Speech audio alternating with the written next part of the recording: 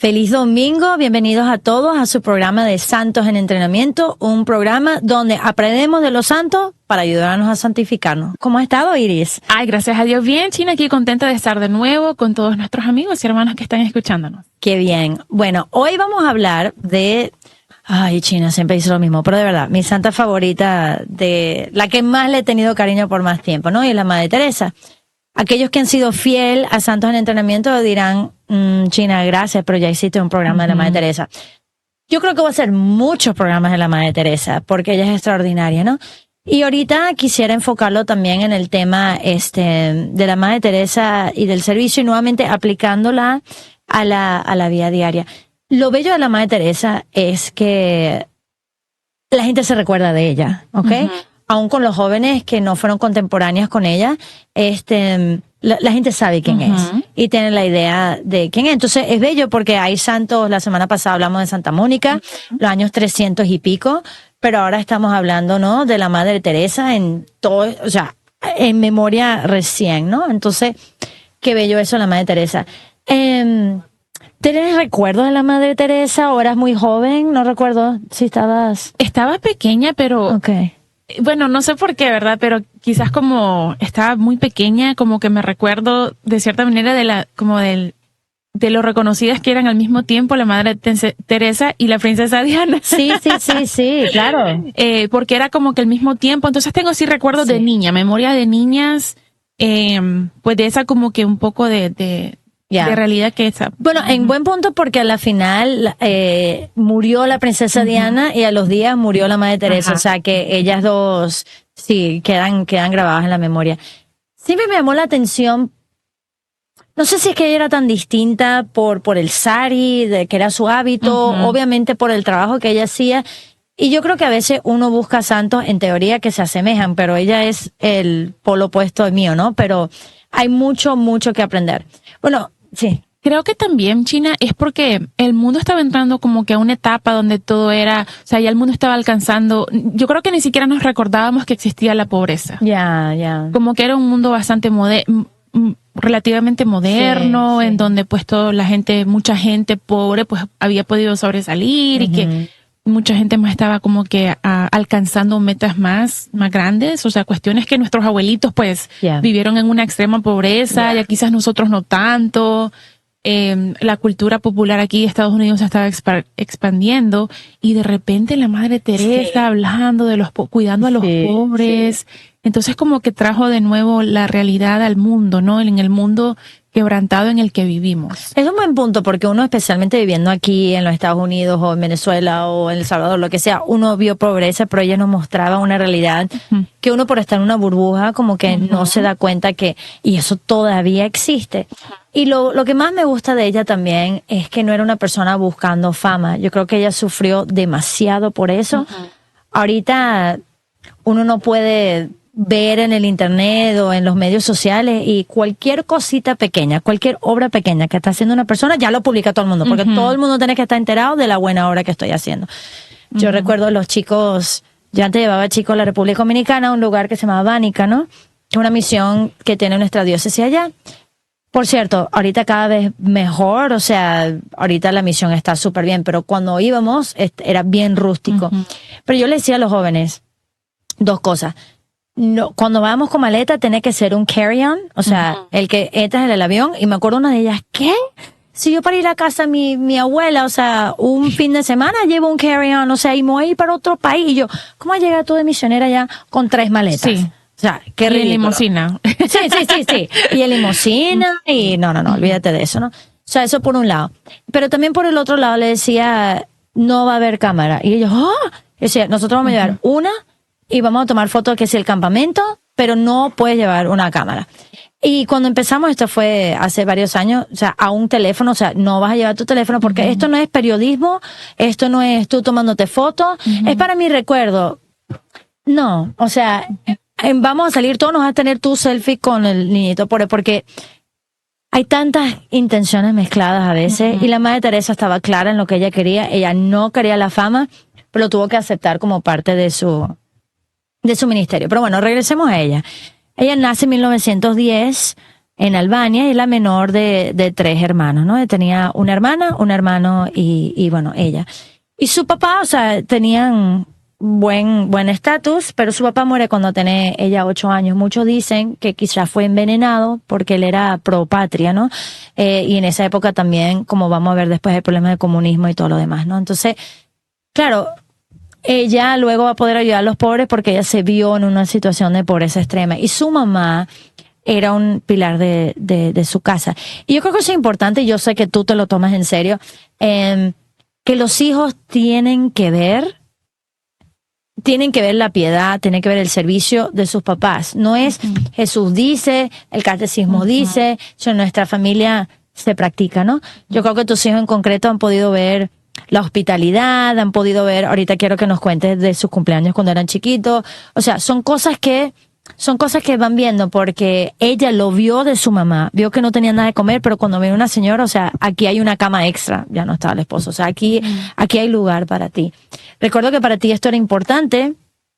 Me acuerdo es con Emi porque era tu primera hija, que por más que sea, debería ser eso lo más grande, o sea, su primer cumpleaños creo que fue Emi, no sé.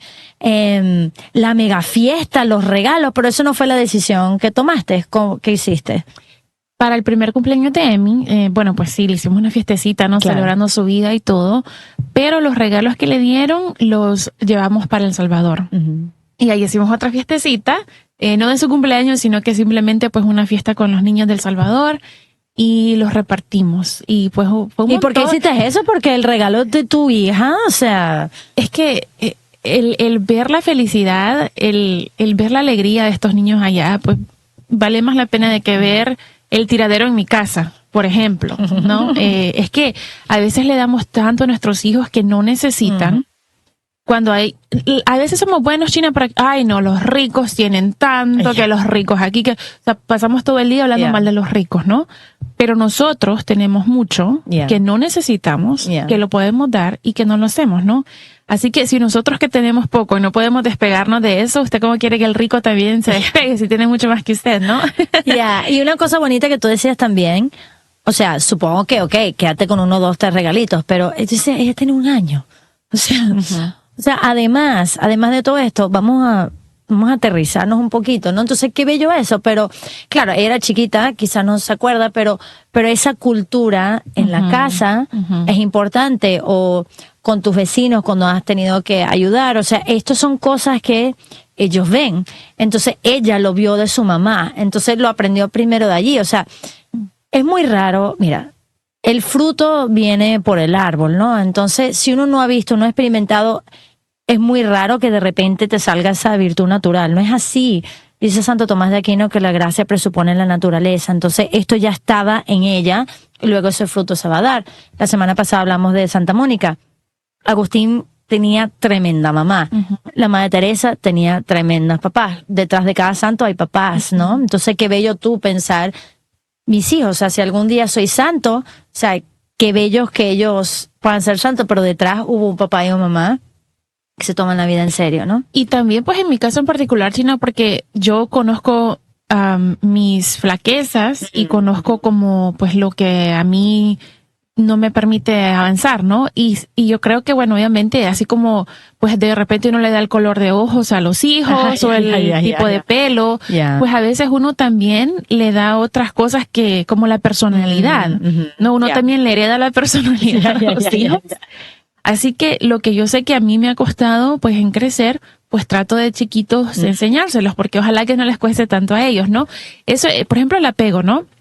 Mi esposo es tan bello, cada vez que vamos a El Salvador, él se viene con la ropa que trae puesta.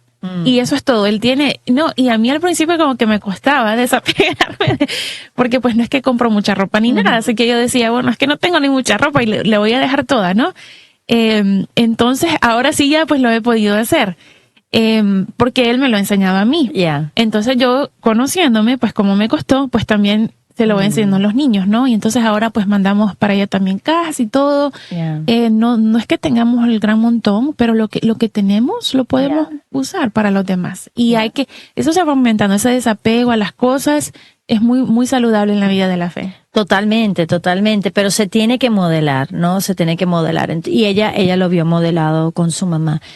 Y es bello porque también ella vivía en una cultura, o sea, en Albania en ese momento hay musulmanes, hay judíos, hay cristianos, o sea, no era que si todo el mundo es católico, todo el mundo es así, no, había mucha gente, entonces ella también creció con eso, ¿no? Pero en su parroquia del Sagrado Corazón están los jesuitas, y los jesuitas son conocidos por ser misioneros, entonces ella nuevamente escucha, lee las revistas de los jesuitas, las misiones, y desde pequeña entra en ella un deseo de dedicarse a Dios, y en particular de ser misionera, ¿no? Entonces los jesuitas lo ayudan y le animan, y a los 18 años se va de Irlanda. Nuevamente, ahorita, demasiado común en los Estados Unidos que un hijo se gradúa de la universidad y se fue. En Venezuela jamás, o sea, tú estás de tu casa cuando te casas, y si es que, o sea, ¿me entiendes? Pero imagínate en Albania en, no sé, 1928, irte a otro país, o sea, y ella a Irlanda, o sea, a Irlanda, ¿ok? O sea, a cruzar todo lo que eso implicaría. Y es bello porque leí un comentario donde decía que para ella era el momento de, como Abraham, ¿no? Que cuando dice, o sea, el Señor le dijo, deja tu tierra, tus parientes, la casa de tus padres y vete a la tierra que te mostraré. Entonces la Madre Teresa, esto es un acto de fe, de irse. Y dice que lo más difícil de su vida hasta ese momento, bueno, y aún después, fue dejar a su mamá.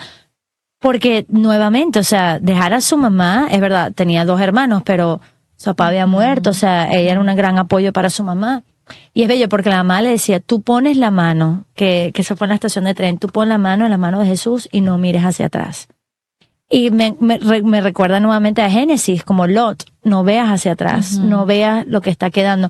Y ojo, esto no es como la situación de Lot, ella no está dejando una situación pecaminosa, ella se está yendo a una situación, o sea, de entregarse, mayor entrega a Jesús, pero su mamá con esa fuerza y fortaleza de dejar a su hija y decir, tú eres de Jesús, allí tienes que ir, ¿no? Aunque le cueste. Y no se vieron más nunca en la vida. Y dice que esos son los dolores más fuertes. Vi un señor que conoció a la Madre Teresa y escribió un libro precioso. Y él decía que a veces la Madre Teresa como que su estándar era, tanto le costó a mi mamá, okay, dejarme ir. Yo estoy como que viviendo en, como que según ese sacrificio, o sea, se sacrificó demasiado. Yo estoy respondiendo a ese nivel de sacrificio. Bueno, entonces es bello porque ella luego se va, ¿no? Y está con las religiosas de Loreto y allí toma el nombre de Teresa por Teresita el Niño Jesús. Entonces, claro, es cómico porque Teresita, no puedo creer que todavía no he hecho un programa de ella, pero pronto lo haremos. O sea, pero Teresita, o sea, la monja de Francia, monja de clausura, deseo enorme de ser misionera, pero encerrada muere a los 24 años. Yo creo que ella recibe su afán de ser misionera a través de Teresa, ¿no? Pero y la Madre Teresa tenía esa mentalidad también, o sea, de las cosas pequeñas con mucho amor. Pero en Loreto pasó muy poco allí en Irlanda y la mandan para la India, que siempre fue su deseo. Nuevamente en un barco, okay, por meses, ¿no? Entonces, vemos ya el temple de ella. Tienes que ser una mujer fuerte para dejar a mamá, para dejar a eso. O sea, ¿qué edad tenías tú cuando te fuiste Tú naciste en El Salvador, ¿verdad? Nací en El Salvador, tenía 10 años cuando vine acá. ¿Te recuerdas? Sí. ¿Ya? Sí. ¿Fue difícil? Bueno, como era para venir a estar con mi papá, era como que muy... Bueno, claro, es difícil lo de los amigos y todo lo que uno deja allá, ¿no? El estar bien, estar en su país, pero veníamos a estar con mi papá, así que pues era más alegre estar aquí con mi papá que estar solos. ¿Pero sabías inglés? No, eso sí, lo lloré tanto, lloraba, o sea, en la escuela, como que si alguien no me daba las notas, yo lloraba y le preguntaron a mis papás, me recuerdo en una reunión de maestros, ¿no? Pero ustedes le están poniendo presión a esta niña, porque esta niña llora cuando no sale bien las cosas. Es que yo venía ya de sacar muy buenas notas, claro, y acá pues quería igual, ¿no? Entonces como que cuesta ese otro paso a alcanzar algo más grande, cuesta, como que literalmente lágrimas a uno. Ya, y es verdad, o sea, dejaba ya para estar con tu papá y te viniste, supongo, con tu mamá, o sea, todo eso, pero sin embargo es dejar tierra. Y es rarísimo porque, o sea, yo nací en Venezuela, pero a los 3 meses ya me vine a los Estados Unidos. Y mi papá, por ser diplomático, nos mudamos mucho, pero aquí dentro de los Estados Unidos. Y yo al revés, o sea, a mí me sorprende que yo he vivido tanto tiempo aquí en Virginia porque era pata caliente, o sea, como que como nos mudamos tanto. Ajá. Irme. O sea, era al revés, ¿no? Pero claro, cabe destacar que era irme, pero yo estaba con mi familia, o sea, no era irme sola.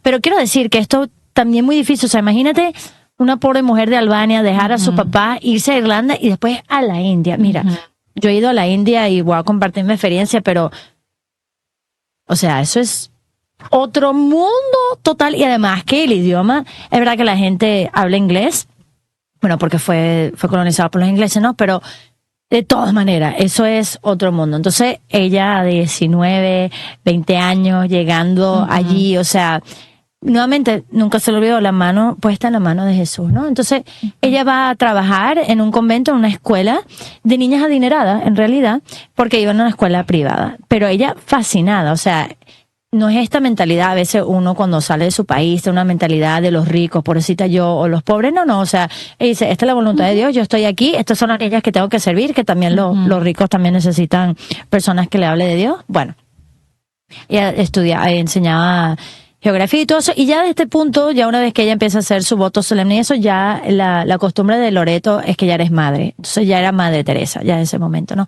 Decían que la querían mucho la niña, pero muchas de las monjas luego cuando ella se va dice, pero es que, o sea, era buena gente, pero no es que había algo extraordinario, o sea, nadie se imaginaban porque no es que sobresalía, o sea, era muy, muy trabajadora, pero lo habían tenido en su casa. Pero a mí lo que más me llama la atención de ella, que yo creo que es muy poco conocido, es que ella cuando tenía 32 años, en 1942, ya tenía 14 años de monja, ¿ok? Ella hace un voto privado. Y este voto privado, ya ella tiene los votos de pobreza, castidad y obediencia, por ser religiosa, obvio, pero esto es un voto que le sale de la generosidad. Y el voto dice así, hice un voto a Dios bajo pena de pecado mortal. Y esto es una locura, o sea, porque decir, si rompo mi voto es como pecado mortal. De dar a Dios todo lo que le pida y no negarle nada. ¿Qué digo? Eso es extraordinario. Porque yo a cada rato, o sea, me despierto, pongo la alarma, me vuelvo a dormir. Eso es negarle esos 10 minutos a Dios. O sea, pero también una sintonía tan cercana a Jesús de saber qué es lo que te está pidiendo en cada momento. Y ella hace un voto, ¿no? De no negarle nada a Dios. Y es bello porque Dios le pone este deseo porque Él sabe que años más adelante le va a pedir algo. ¿Ok? Entonces, es interesante porque debería ser algo natural de no quererle negar nada a Dios. Yo supongo que como mamá eso es difícil porque algunos dirán, bueno, ¿y cómo uno sabe? Bueno, los hijos, la despertada en las mañanas, o sea, ¿cómo vives tú? ¿Cómo te explico? Como que tu fidelidad a Dios dentro de tu vocación, porque eso es no negarle nada también. Como nos dijo Jesús, ¿no? Que el espíritu está deseoso, pero la carne. Bueno, pues sabiendo, China, de que todas esas cosas pequeñas o grandes que el Señor le pide a uno es para la misma santificación, es que lo necesito, ¿no? Como que a veces sí, hay noches que, wow, o sea, ya mi niño más pequeño tiene 3 años, pero se despierta y se despierta y se despierta. Y es como que este niño tendría que estar dormido. Pero sé que es para mi santificación. Hay tal vez alguna alma que necesita oración. Yo lo que he tratado de hacer es como que ir agregando en la oración, momentos pequeños de oración. Por ejemplo, si me despierto, hago una Ave María, ¿no? O la oración de Jesús.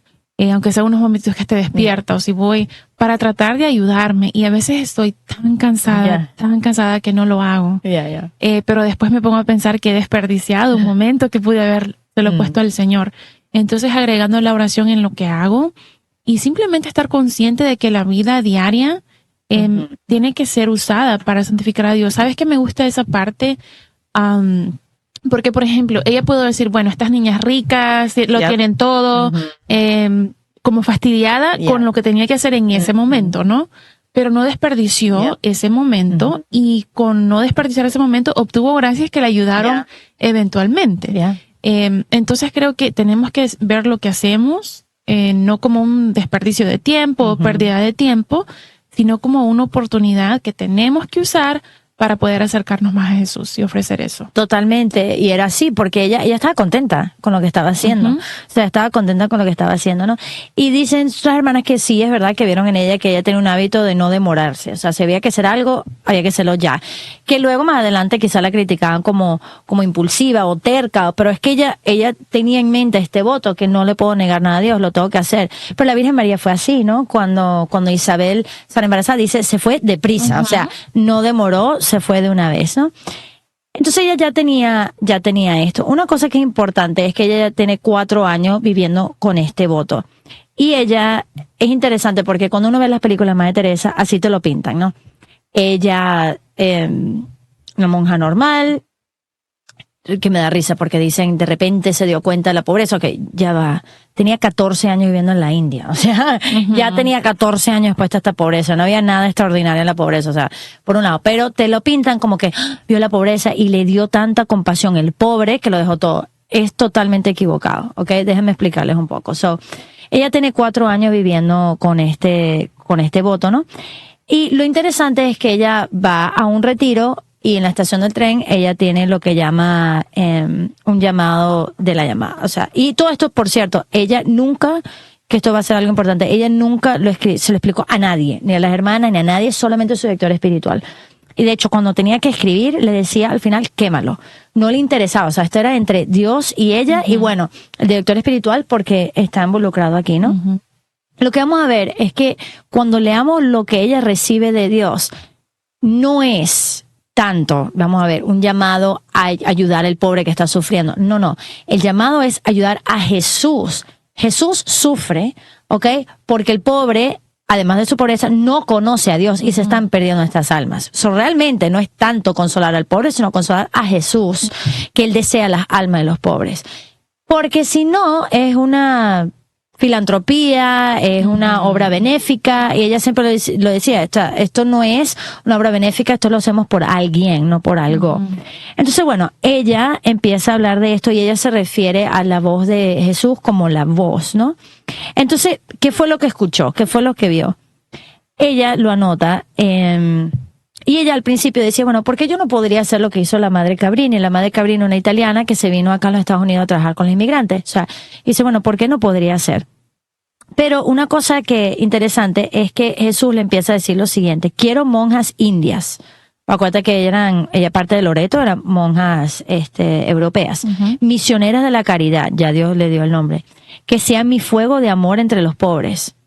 Escucha, fuego de amor entre los pobres. Entonces es llevar a los pobres a Jesús y Jesús a los pobres, ¿ok? Los enfermos, moribundos, niños pequeños.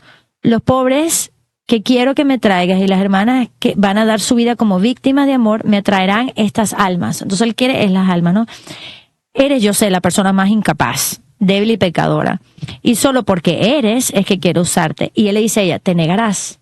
Acuérdate que tenía el voto. O sea, es como un dolor, como que le está dando la llaga, te negarás. Y dice, ¿cómo duele, dice Jesús, si supieran ver a estos pobres niños manchados de pecado? Anhelo la pureza de su amor. Entonces, cuando Jesús ve al pobre, obviamente le compadece la pobreza, pero no es tanto eso. Además de eso, perdón, una pobreza espiritual porque nadie los evangeliza. Si supieras cuántos pequeños caen en pecado cada día. Dice, hay muchas monjas para cuidar a los ricos y la gente adinerada, pero para mis pobres no hay absolutamente ninguno, por eso lo anhelo, te negarás. Y luego él le dice a ella, ven a ser su víctima, en tu inmolación, en tu amor por mí, me verán, me conocerán, me querrán. Ofreceré más sacrificio, sonríe con más ternura. Sí, sufrirás mucho. Dice, obedece muy alegremente y con prontitud, sin hacer preguntas, simplemente obedece. Entonces, nuevamente, una cosa importante es, por favor, o sea, que a través de ti me vean, ¿ok? Nuevamente, no era alimentar al pobre nada más por eso, porque había una realidad espiritual más grande detrás. Y ella dice que tiene 3 visiones, y nuevamente es interesante porque nadie supo de esto. De hecho, no fue sino hasta la muerte, y luego en la canonización que acá no se ha escrito, que sale lo de la noche oscura de ella, y todo esto, y yo tuve la oportunidad en el 2008 de ir a la India. Y cuando estaba allá le preguntó a una hermana, ¿y ustedes realmente no sabían nada? Y dice, nada. O sea, ni la que fue superiora, o sea, nadie supo nada. Que no es por nada, no podía decir, ¿por qué no hablar de tu visión? ¿Por qué no? Porque ella decía, no se trata de eso. O sea, yo sé lo que tenía que hacer, lo hice, Este es entre Dios y yo. Supongo como esposos hay cosas privadas entre tú y tu esposo. Serán preciosos, serán bellísimos, pero es íntimo, ¿no? Déjame hablar aquí. Y cuando hablo de las visiones, no sé si tú ya las sabías, pero quiero que me digas que te llama la atención. Visión 1 dice, vi una multitud muy grande de todo tipo de personas, muy pobres y niños estaban ahí también. Todos tenían sus manos levantadas hacia mí y gritaban, ven, ven, sálvanos, llévanos a Jesús. Visión 1. Visión 2. Una vez más vi la gran multitud. Pude ver el gran dolor y el sufrimiento en su rostro. Yo estaba arrodillada cerca de Nuestra Señora que estaba frente de ellos. No le vi la cara, pero escuché a ella decir, cuídalos, son míos, llévalos a Jesús, llévales a Jesús, no temas. Enséñales a rezar el rosario familiar, y todo estará bien. No temas, Jesús y yo estaremos contigo y tus hijos. Visión 3. Está bellísimo. La misma gran multitud estaban cubiertos de oscuridad, pero los podía ver.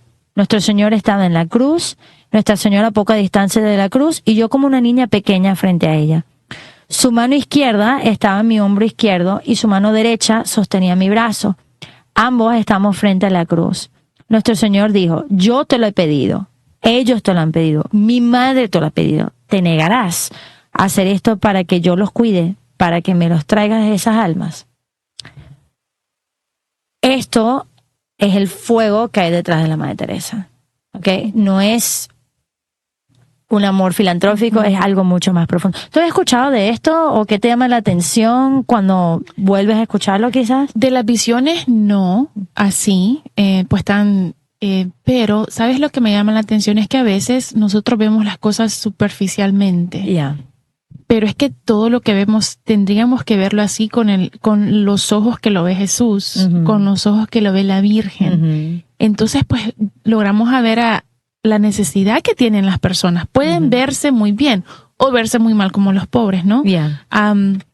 Pero no verse, bueno, necesitan pan y eso es todo. No, necesitan, pues, saber de Jesús, ¿no? Como se lo pidió el Señor. Pero ver a la persona por lo que Dios quiere que sean, no por lo que nosotros nos vemos, sino que como Dios quiere que veamos las cosas. Ya.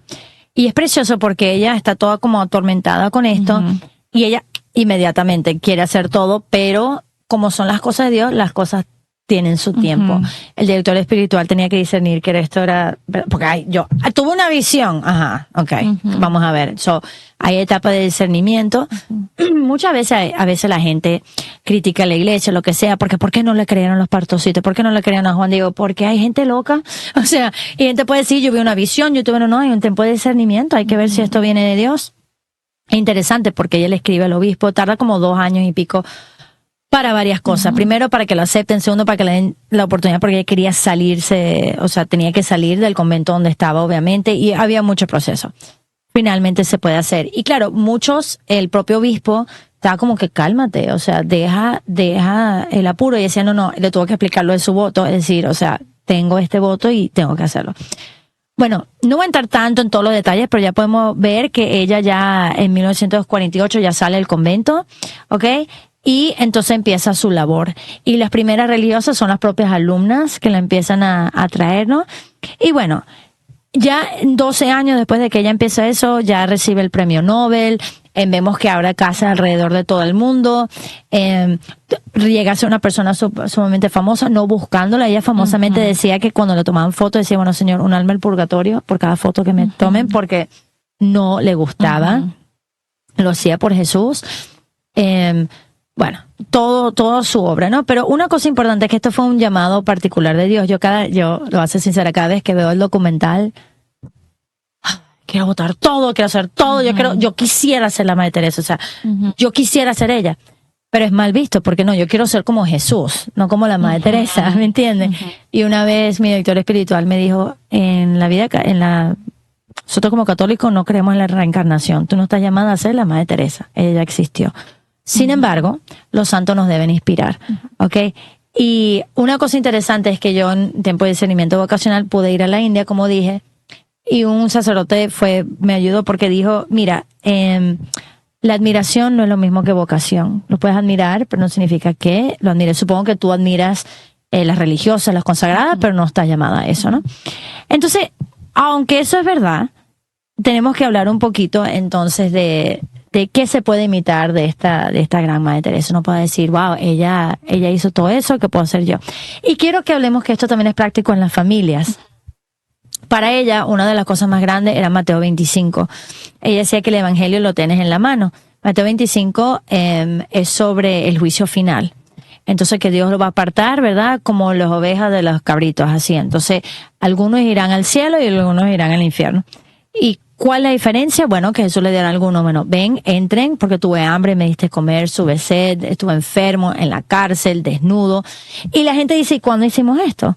Cuando hiciste uno de los más pequeños, me lo hiciste a mí. Y los otros, ¿cuándo no te lo hicimos? Cuando no le hiciste a uno de los más pequeños, no me lo hiciste a mí. Entonces, ella agarraba la mano a las personas y le decía como que me lo hiciste a mí. O sea, ¿verdad? Como que en tu mano está el evangelio. Nada más recuerda eso. De hecho, es precioso porque cuando entras al convento de la Madre Teresa, siempre, ellos no tienen bancos en la iglesia, tienen una cruz y después dice, tengo sed. ¿Ok? Porque es como que sed de nuestro amor. Yo quisiera que hablemos un poquito de las obras de misericordia, porque hay que, mi papá siempre decía, aterriza el avión, ¿verdad? Entonces, hay mucho que se puede admirar de la Madre Teresa. De hecho, su persistencia, su deseo de complacer en todo a Dios, no tener miedo a salir de su casa. Pero yo creo que todo el mundo la conoce por sus obras de caridad. Entonces, vamos a revisar las obras de misericordia y decir cómo se aplica. Vamos a leer un poquito las obras corporales de misericordia, que yo creo que la gente piensa que esto es lo único que hay. ¿Okay? Ve la Madre Teresa y piensa, eso. Entonces, 1 es dar de comer al hambriento, 2, dar de beber al sediento, dar posada al necesitado, vestir al desnudo, visitar al enfermo, socorrer a los presos y enterrar a los muertos. Vamos a hablar un poquito de esto. Por ejemplo, dar de comida al hambriento. Mucha gente piensa que antes tenemos un ministerio para los homeless y se les da a comer. Pero ¿cuántas veces al día escuchas, mamá, tengo hambre? Un montón de veces, 5 por 3, bueno, mejor le gusta comer como 5 veces al día. Mínimo 25, ¿o qué vamos a comer? Ya vamos a comer, ¿cuándo vamos a comer? No, como que mucho de eso. Y entonces a veces podemos caer en la tentación de como que, ay, de nuevo tienen hambre o estar fastidiados en lo que estamos preparándolo. O, por ejemplo, como yo quiero hacer algo más, pues lo pongo al niño con la tableta o el teléfono o la computadora o algo para comer y no conversamos en familia. Entonces no solamente pues dar de comer, pero ¿cómo le doy de comer? A los de mi casa. ¿Cómo son esas comidas? ¿Lo usamos para pasar peleando?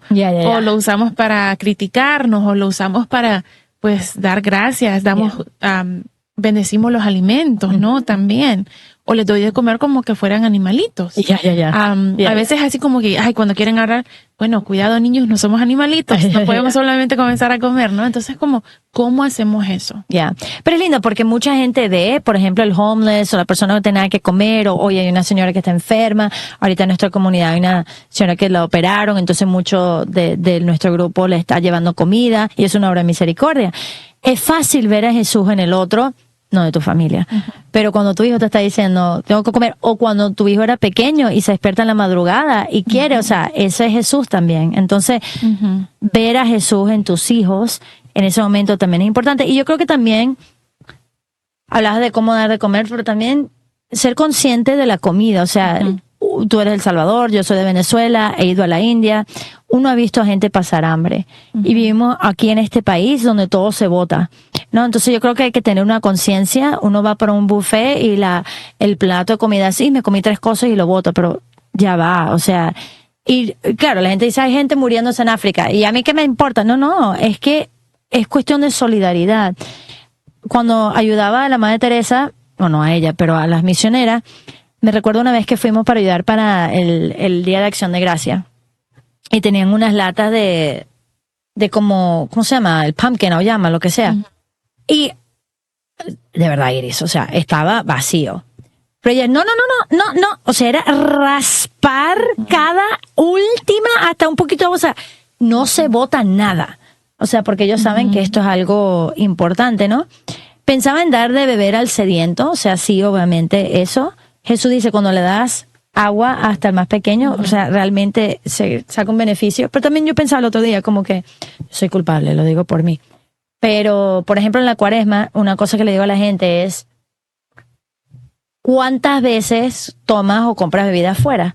¿Verdad? Entonces, durante la Cuaresma, por ejemplo, tomar agua o lo que tengas en la casa, y eso lo que comprabas, el café o la soda, donar eso, o sea, pero aún eso es lo más pequeño, ¿no? ¿Qué más aquí? A ver, dar de posada al necesitado. Yo creo que el hispano hace eso bastante bien. Por ejemplo, tus papás viven contigo, ¿verdad? O hay gente que viene a este país. O ¿cómo se puede practicar esto en concreto? Bueno, definitivamente de esta manera. Y también creo yo, China, nuestros hogares pueden ser espacios en donde, por ejemplo, se vaya fomentando la amistad genuina en Cristo, ¿no? Entonces, por ejemplo, o que como que la gente aprenda a cómo tiene que vivir un hogar cristiano. Por ejemplo, en las fiestas de nuestros niños no hay alcohol, ¿no? Entonces, bueno, se acoge a la persona que anda por ahí ambulante, que pues las fiestas de los niños de Dios son borracheras y todo, para que aprendan que hay una forma diferente de vivir. O también nos encanta, pues hemos tenido muchísimos compartir y cenas y todo de la iglesia o de que noches de película, que simplemente por juntarnos, el ir fomentando la amistad, el darnos cuenta que lo que tenemos es para los demás, que podemos acoger a las personas, que podemos ayudarles y mostrarles, ¿no? Pues la alegría de vivir en Cristo. Qué un buen punto, porque no es nada más al necesitado, pero es verdad, tu casa es bonita porque acoge. Sí, porque mira, por ejemplo, hay personas que están necesitadas de cariño, de una conversación, ¿no? Entonces, claro, tal vez esa persona tiene una gran casa y uno piensa que no necesita nada, pero de repente viene, ¿o no? Y pasa un buen rato juntos, o conversamos, o se desahoga y todo. Y bueno, entonces esta persona sale lleno, sale satisfecho, ¿no? Entonces también eso tenemos que ver al necesitado de... Y yo creo que es un buen punto, Iris, porque la Madre Teresa decía, es muy, claro, uno ve, ella iba a las situaciones extremas y, o sea, uno decía, es muy fácil ir aunque quizás uno diga, ay no, qué asco, lo que fuera, pero ir a cierto país y darle a comer a alguien, o sea, eso es algo concreto, es muy fácil. Pero ella se asombraba, y vamos a llegar a eso cuando hablamos de las obras espirituales también, pero de que aquí en los Estados Unidos no es tanto pan, no es tanta cosa, para la gente está sola, los problemas que hay, ¿no? Entonces, esa necesidad de acogida.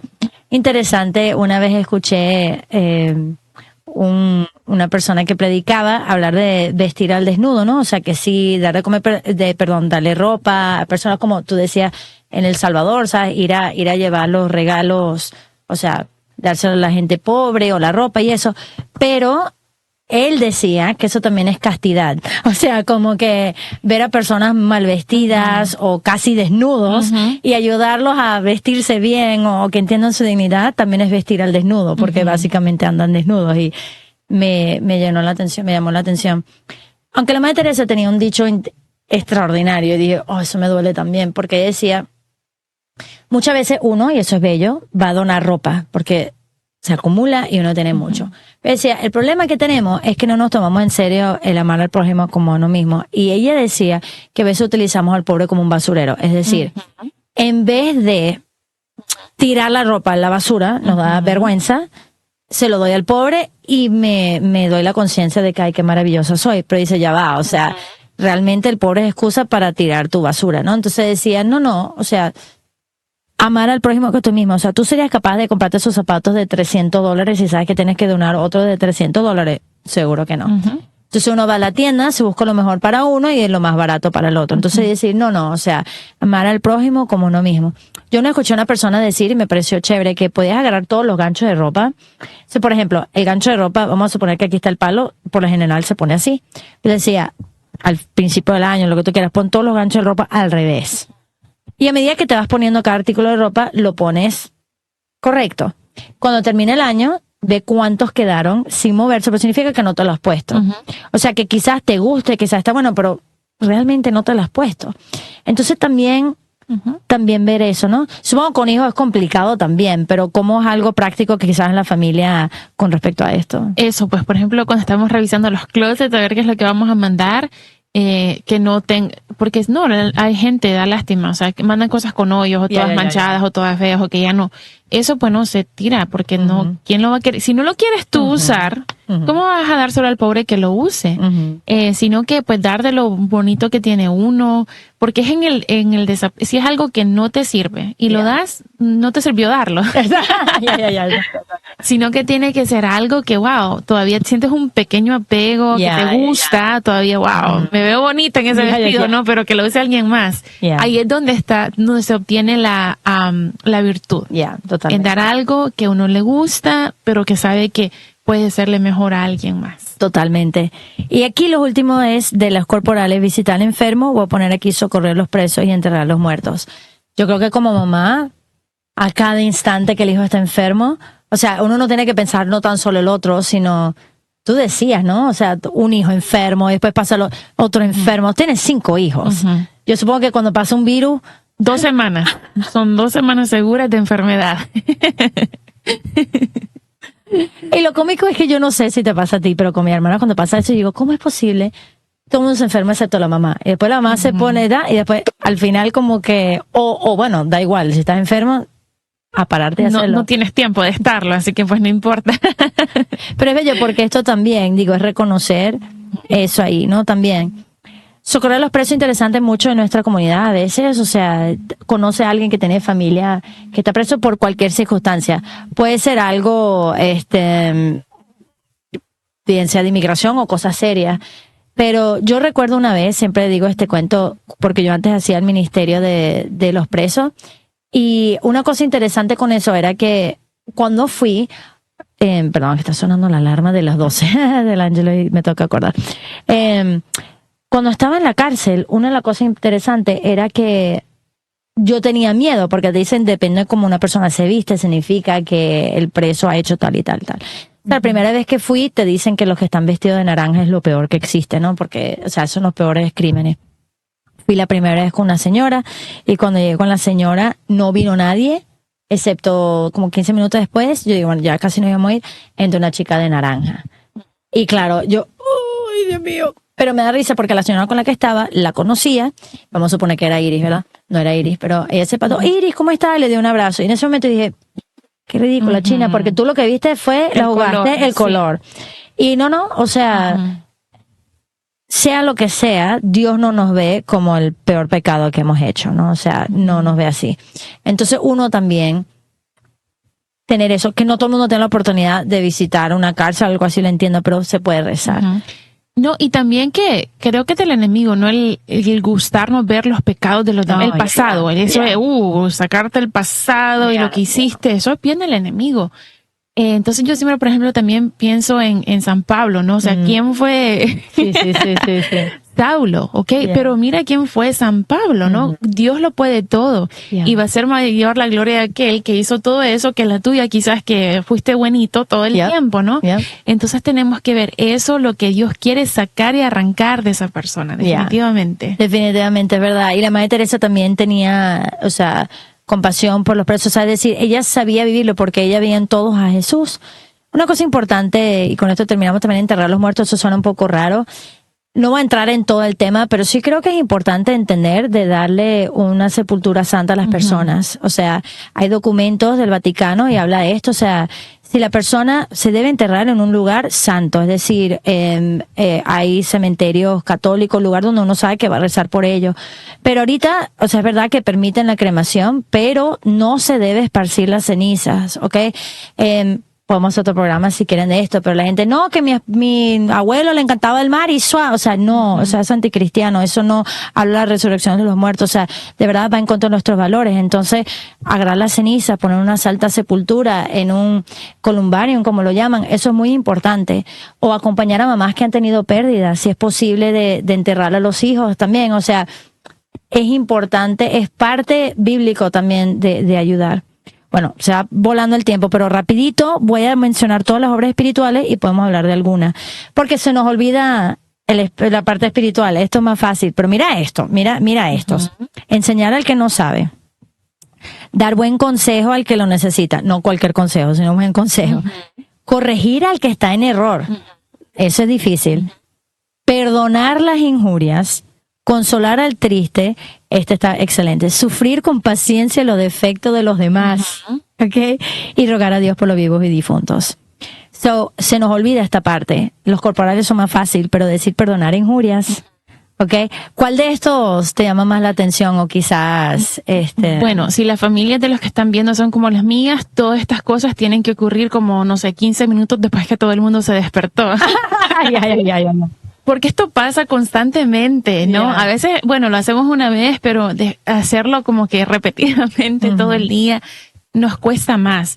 Pero, por ejemplo, el enseñar al que no sabe las oraciones a los niños. Los niños no saben las oraciones. ¿Cómo va a saber el niño que tiene que rezar antes de comer si no se lo enseña? O cómo va a saber el niño a rezarle el ángel de la guarda si es que usted nunca le ha dicho, ¿no? Que tiene un ángel de la guarda que fue creado para protegerlo. Entonces, por ejemplo, hay tanto que enseñar con mucho amor. Y eso de perdonar las injurias, hay que, bueno, como viendo las Beatitudes, las bienaventuranzas, yo como que leí las bienaventuranzas y dije, es que tengo que tener una, ¿no? Tengo que por lo menos una. Entonces, en los últimos, como en el último año, ha sido como que bienaventurados los misericordiosos, porque obtendrán misericordia. Entonces, eso, ¿no? Como que ser misericordiosos con los que están en casa, eso nos va a ayudar pues a ir también llevando a todas las demás obras. Pues sí, porque es interesante, hablabas de enseñar al que no sabe, bien sea clase de catecismo o en general, o sea, ya hablamos de oye, quizás no sabe ni siquiera de tu dignidad o de distintas cosas, ¿no? Dar buen consejo, para eso todo el mundo está listo para dar consejo, pero la cosa es buen consejo, pero entonces pasamos tiempo en oración para saber qué es lo que quiere Dios para esta persona. Corregir al que está en error nos fascina. Eso no se trata a que yo le escriba un texto horripilante a Iris a través de un medio social. Así no se corrige al hermano, o sea, no es esa manera, ¿no? Pero me llama la atención sufrir con paciencia los defectos de los demás. Porque pensamos que no, pensamos que tengo que corregirlo, pero muchas veces, especialmente en el matrimonio, la familia, o sea, hay cosas que quieres que la otra persona corrija, pero mientras tanto, saberlo llevar con paciencia ya. Mientras tanto, ámalo. Pero eso es lo que Dios hace con nosotros. O sea, ay Dios, sí, perdóname, pobrecito Dios. O sea, y otra vez China con lo mismo. Y otra vez con cuánta paciencia, ¿no? Consolar al triste y perdonar injuria. Esto es lo que más nos hace similar a Dios, yo creo. Y cada vez que yo doy charlas, Iris, te voy a decir, cada vez que se toca el tema del perdón es una explosión. Y yo entiendo, hay personas que le han pasado todo tipo de cosas, pero es interesante, uno siendo tan pecador, va a confesarse y recibe tanta misericordia de Dios y somos tan tacaños en darlo. Y en las familias a cada rato, o sea, y los hermanos entre ellos, o sea, esto es algo muy importante. Y sí. No, y es que también innecesario, China, porque puede que tú te confesaste, pero si tú no perdonaste, o sea, tú recibiste perdón, pero si tú no perdonaste, el enemigo te ata.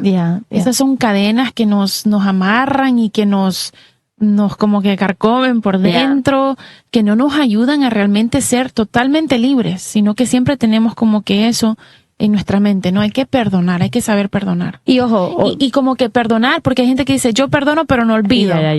No, o sea, si lo perdonaste, olvídalo, porque ¿dónde va a quedar? O sea, no va a andar, entonces no perdonaste realmente, sino que realmente, pues, tratar con misericordia a la persona y pues amarlos. Y ojo con esto, porque uno reza el Padre Nuestro cada rato y en la misa cada rato, pero perdona nuestras ofensas como también perdonamos los que nos ofenden. O sea, hay dos maneras de verlo.